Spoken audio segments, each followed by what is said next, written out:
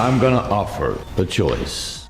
Do you want an empty life or a meaningful death? Okay, for me, Iron Man 3 is a terrific sequel, but it's only because Robert Downey Jr. is the thinking man superhero. I'm Tony Stark. I build neat stuff, I got a great girl, and occasionally save the world. I really think when they came upon this casting of him in the original Iron Man, they came up with something different in this genre, which is so overworked. And Iron Man 3 is actually unusual in that it's a sequel to two films, really. It's a sequel to Iron Man 2, but it's also a sequel to last summer's super smash hit, the #1 film of the year, The Avengers. And at the end of that, we saw Tony Stark getting kudos for saving the world, basically, or helping to save the world. But I think in The Avengers, he also became a little more vulnerable, because he discovered that he's not just the most powerful person in the world anymore. And in Iron Man 3, we see him back at his house in Malibu and living there now with Pepper Potts, who runs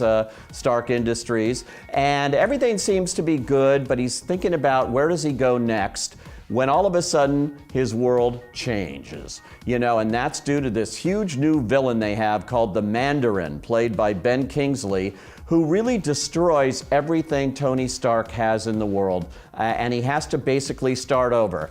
That's the genius of Iron Man 3, is they found a way to bring it back to its roots and to bring him back to where he has to figure out how to basically deal with the world again, save the world again, and start from scratch. So I've decided that you just died, pal. I'm gonna come get the body. There's no politics here, it's just good old-fashioned revenge. There's no Pentagon, it's just you and me.